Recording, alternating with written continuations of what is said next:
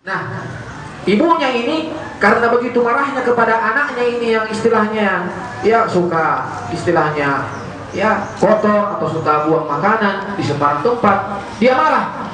Dia katakan, pergi sana nak, keluar dari rumah ini, pergi sana ke Masjidil Haram, jadi kau imam di sana. Iya. Makanya dengan marahnya itu, maka anaknya ini akhirnya sekarang menjadi imam masjid di Masjidil Haram. Iya. Dia marah, tetapi marah yang baik. Iya. Pergi sana nak, ya keluar dari sini dari rumah, ya, sana pergi ke Masjidil Haram, pergi sholat di sana supaya jadi imam masjid. Akhirnya anak tersebut menjadi imam Masjidil Haram. Ya jangan kita marah, kemudian marah kita itu kita caci dia, kita maki dia dengan perkataan-perkataan yang buruk. Ya, apalagi kita khawatirkan jangan sampai kemudian apa yang kita ucapkan kepada anak kita itu kemudian diaminkan oleh malaikat.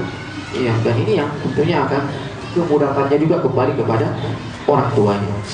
Maka jemaah yang dimuliakan oleh Allah Subhanahu wa taala, anak itu merupakan amanah yang Allah Subhanahu wa taala ya amanahkan kepada orang tua. Ya, yang tentunya bagaimana itu amanah. Ya. Coba Anda atau coba bapak-bapak, ibu-ibu. Ini barang saya titip kepada ibu, kepada bapak. Tolong Bu, ya saya mau pergi 2 hari ini.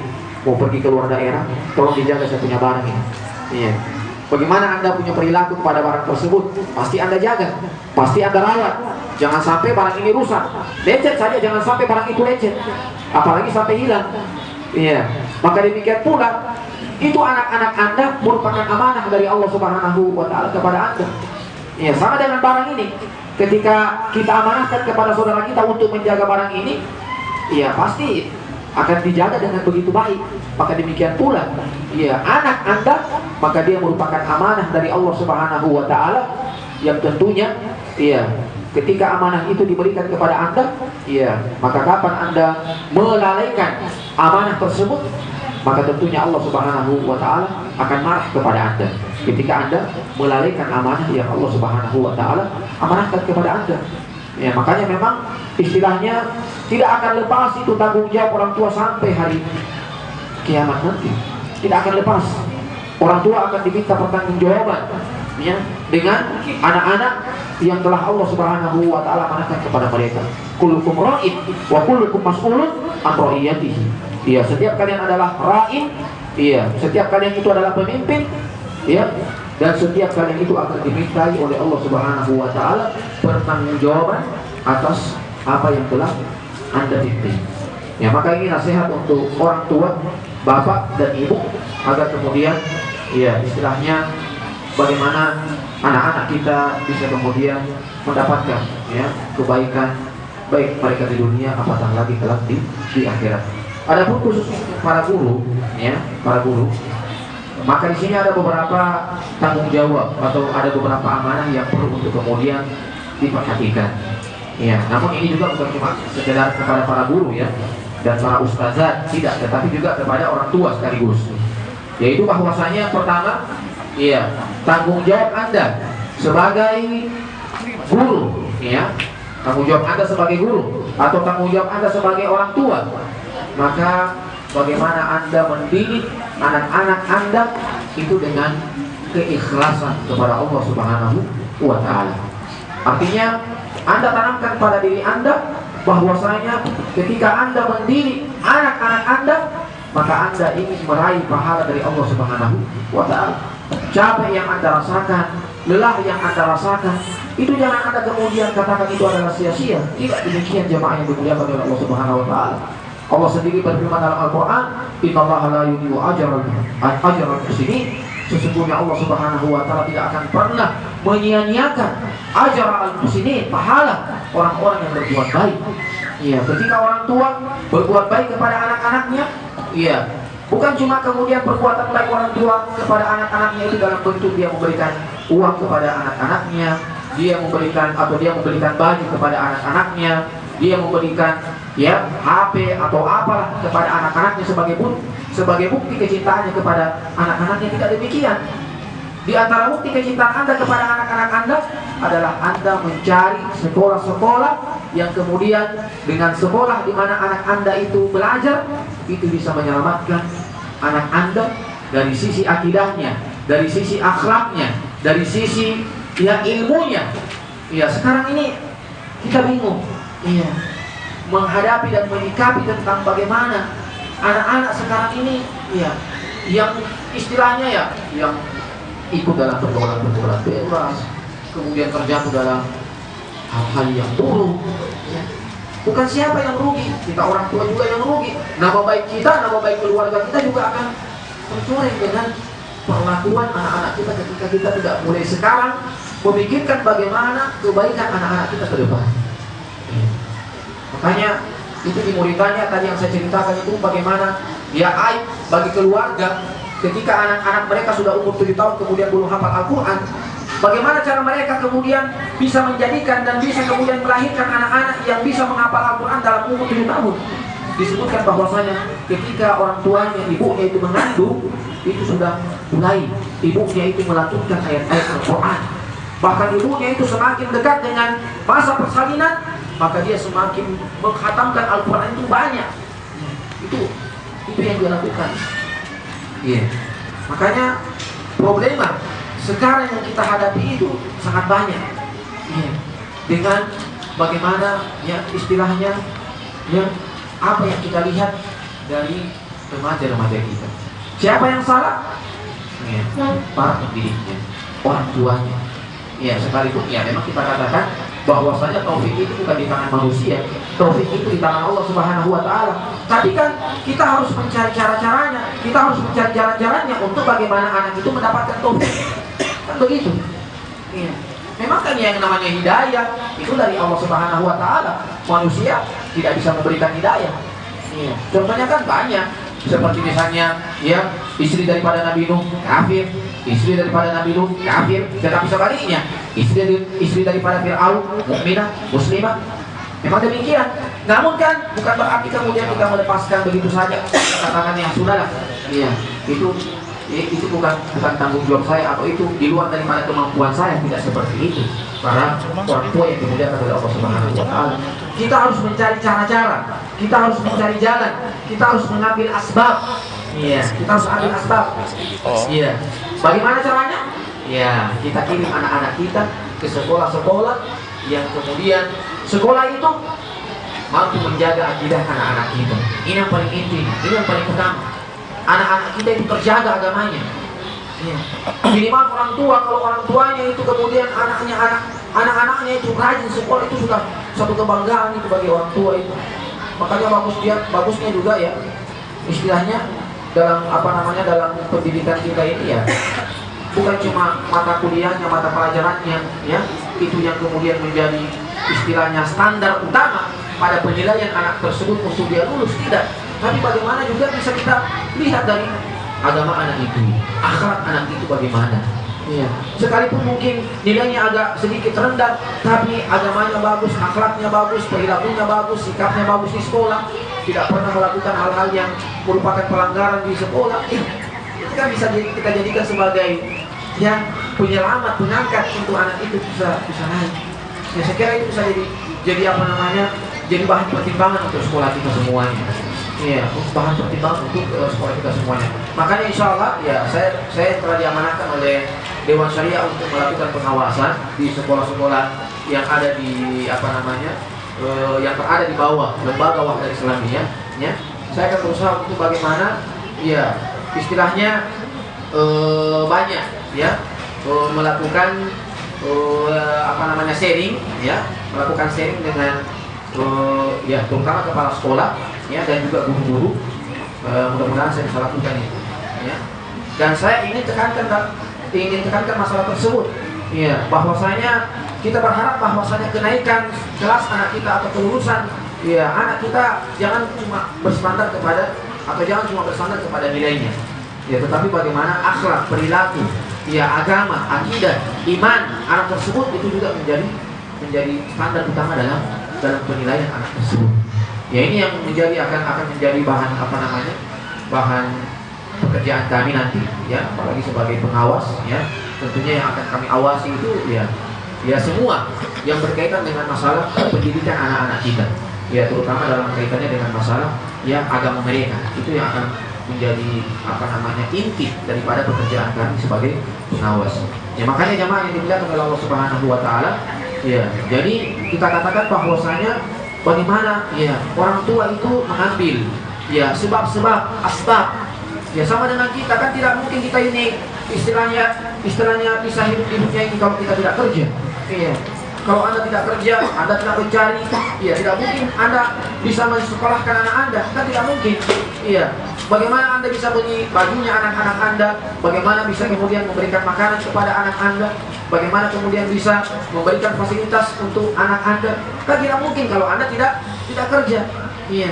Kalau Anda tidak mencari uang, maka demikian pula, iya anak-anak kita tidak akan mendapatkan hidayah dari Allah Subhanahu wa taala kalau kita kemudian tidak membawa dia kepada tempat-tempat yang dengan tempat tersebut dia bisa mendapatkan hidayah. Ya makanya kita bersyukur kepada Allah Subhanahu wa taala dengan keberadaan sekolah kita ini, apalagi cukup dekat mungkin dari masyarakat, ya. Kemudian juga lingkungannya begitu aman, ya jauh daripada jalan poros dan sebagainya. Ya, alhamdulillah ini merupakan satu kesyukuran yang perlu untuk kemudian kita syukuri. Ya, artinya istilahnya bentuk kesyukuran kita ini harus kita tambah terus. Ya, ditambah terus ini bentuk kesyukuran karena Allah Subhanahu wa taala sudah berikan kepada kita anak. Ya, ini kan satu kesyukuran yang besar ini. Ya, ketika Allah Subhanahu wa taala karuniakan kepada Anda itu anak. Ya, apalagi kan dalam hadis disebutkan, "Idza mata ibnu Adam, in qata amalu illa salas." Iya, kalau anak cucu Adam itu mati, maka semua amalnya itu terputus kecuali 3. Di antaranya adalah waladun soleh yad'u lahu. Anak yang soleh yang senantiasa mendoakan orang tuanya.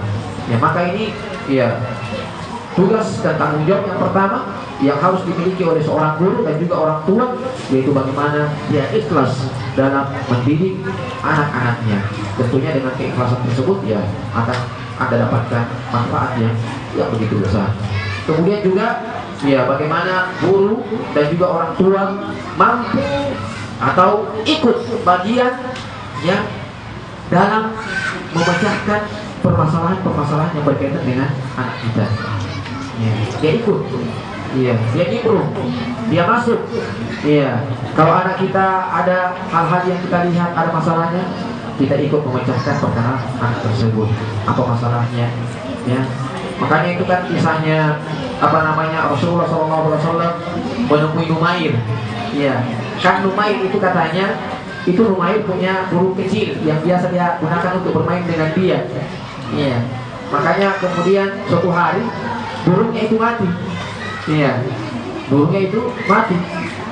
Maka Rasulullah SAW datang kepada Umair.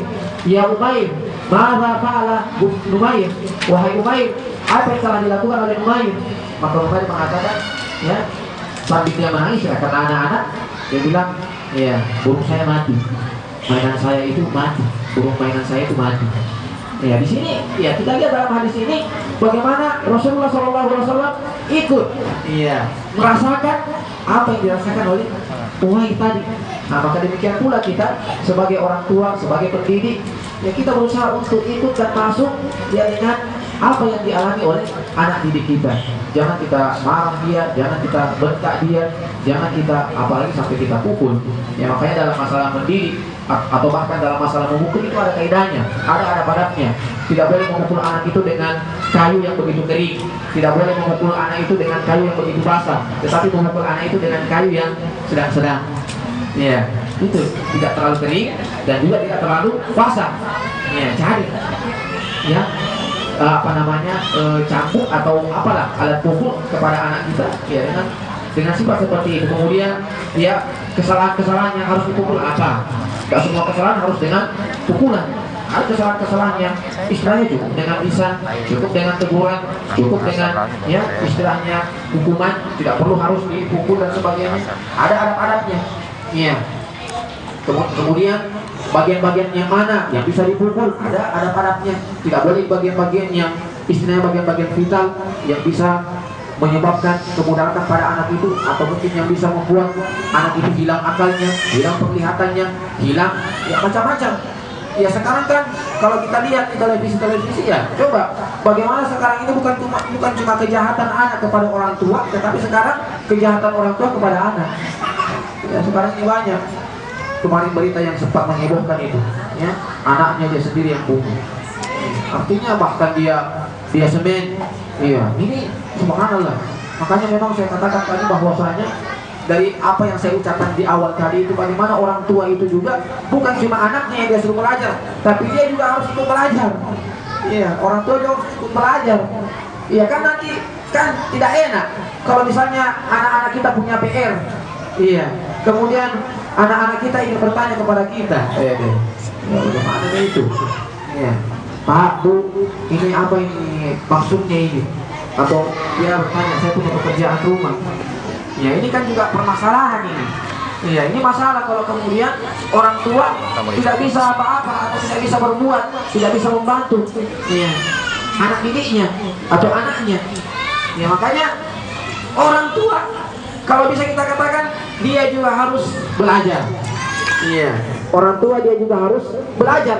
Yang paling inti, bagaimana orang tua kita juga harus belajar agama. Iya. Makanya mudah-mudahan ini kalau pengajian bulanan ada Pak untuk orang tua. Ada ya? Pengajian bulanan. Ini jangan kayak iya. Alhamdulillah. Ya, jadi memang kita katakan orang tua harus belajar juga. Iya, orang tua harus belajar juga.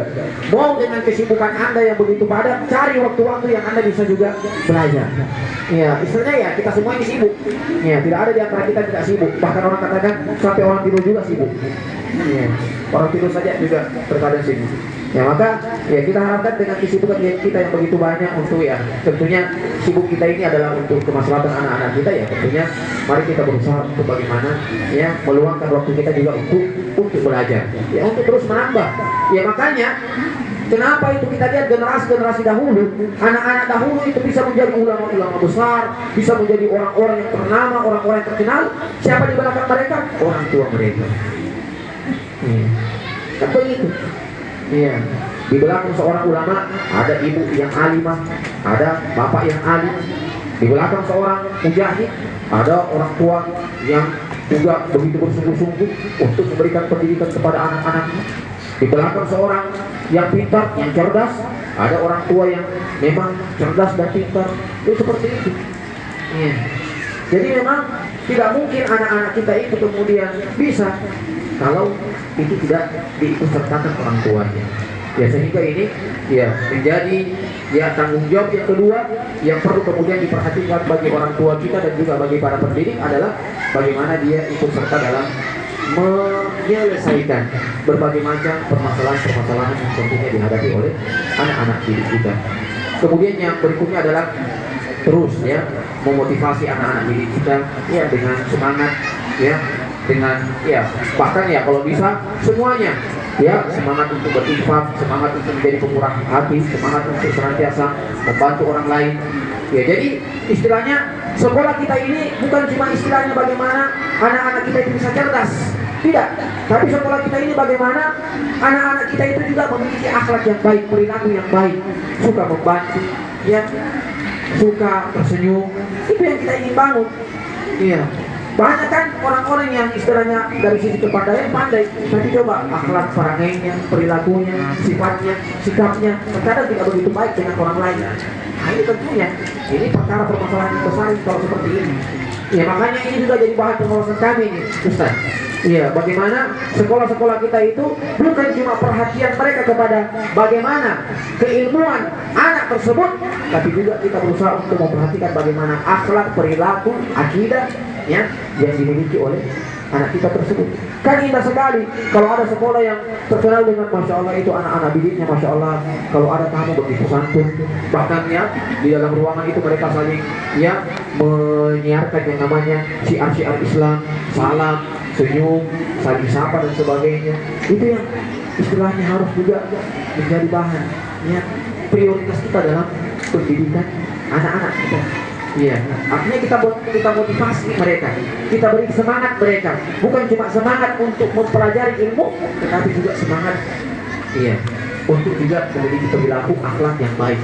Kan sekarang kita ingin ya menciptakan anak itu yang pintar, yang cerdas, tetapi dari segi akhlak juga dia baik. Iya.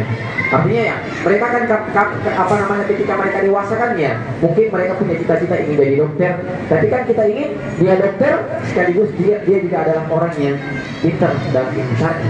Ya, seperti tidak dibekali dengan agama yang baik, akhlak perilaku yang baik, terjerumus juga ke dalam hal-hal yang tidak dibenarkan dalam syariat, korupsi lah, ya, inilah, itulah, macam-macam.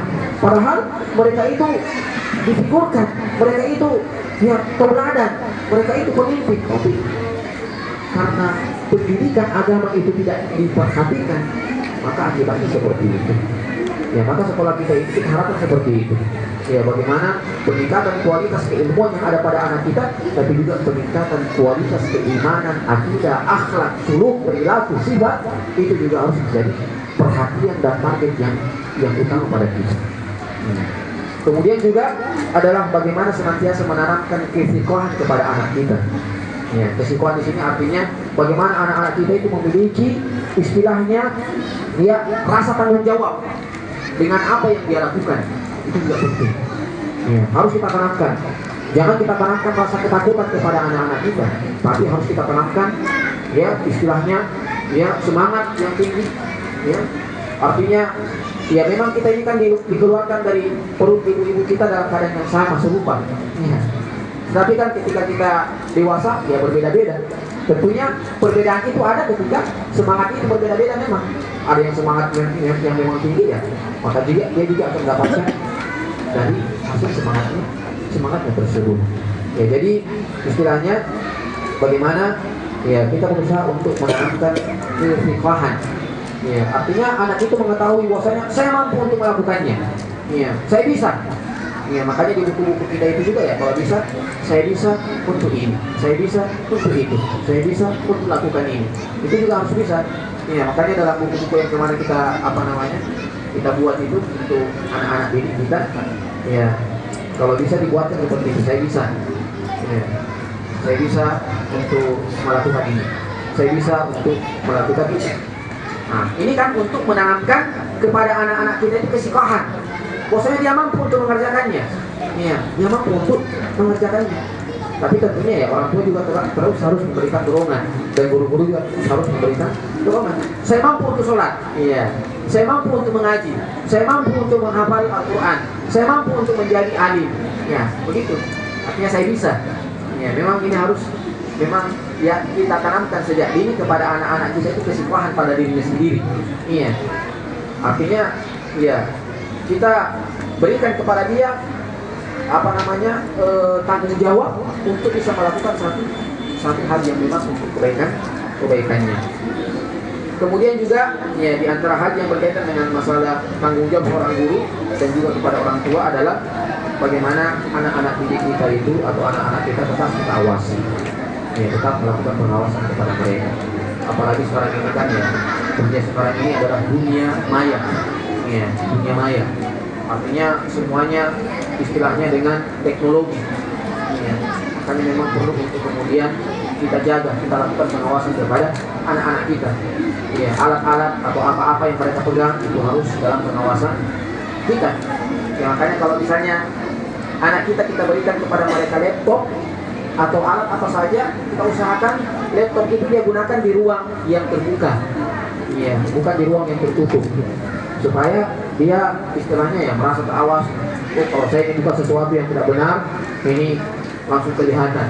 Tapi kalau kita berikan itu barang di dalam kamarnya, nah ini bisa bermasalah. Ya, makanya tetap harus ada pengawasan dari orang tua dan tentunya juga dari para pendidik. Kemudian juga ya berusaha untuk bagaimana ya memberikan kepada mereka fasilitas, ya fasilitas. Namun tentunya fasilitas tersebut adalah fasilitas yang istilahnya tidak menimbulkan kemudaratan yang besar kepada mereka. Ya, nah tentunya kaitannya dengan kemaslahatan untuk mereka. Ya, saya kira ini para bapak-bapak, ibu dan para ustadz dan ustadzah yang dimuliakan oleh Allah Subhanahu wa Ta'ala, tentang bagaimana amanah dan tanggung jawab sebagai orang tua dan juga sebagai para pendidik atau para guru, ya, untuk kemudian bisa memberikan yang terbaik kepada anak-anak didik kita, karena mereka ini adalah generasi yang akan melanjutkan, ya, estafet perjuangan kita. Kalau kita sudah meninggal, ya tentunya anak-anak kita yang akan kemudian melanjutkan apa yang telah kita lakukan. Ya, maka kita berusaha ingin bagaimana meninggalkan warisan yang baik kepada anak didik kita. Ya, kita tinggalkan warisan yang baik, kita tinggalkan barang yang baik. Ya, Anda kan kalau ingin memberikan sesuatu kepada orang lain sebagai hadiah kan tidak mungkin sesuatu yang tidak bagus. Ya, tidak mungkin Anda hadiahkan makanan kepada orang lain makanan yang sudah basi. Pasti makanan yang baik. Ya, demikian pula tidak mungkin Anda ingin, ya, memberikan istilahnya sedekah atau apalah itu. Ya, ini apa yang Anda berikan kepada anak-anak Anda itu merupakan sedekah.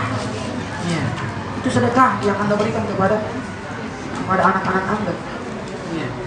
Dan itu tentunya diberikan oleh Allah Subhanahu wa Ta'ala pahala dari apa yang Anda berikan tersebut. Ya, jadi kita katakan anak-anak kita ini kita ibaratkan atau kita katakan mereka itu adalah sebagai pewaris kita, ya, pewaris kita. Maka tentunya yang terbaiklah yang kita wariskan kepada mereka. Ya, agama kita wariskan agama yang baik, akhlak kita wariskan akhlak yang baik. Makanya kita ini sebagai pewaris harus juga berusaha untuk, ya, menjadi yang terbaik. Ya, ini memang itu kan anak-anak mencontohnya. Ya, anak-anak itu mencontoh. Bagaimana gurunya melakukan, itu yang dia ikuti. Bagaimana bapaknya melakukan, itu yang dia ikuti. Bagaimana orang tuanya melakukan, itu yang dia ikuti. Apalagi anak-anak, ya istilahnya ya seperti kaset kosong. Ya, bagaimana itu kaset kosong? Langsung terekam semua itu apa yang dia dengarkan itu. Itu anak-anak. Ibaratnya dia seperti kaset kosong.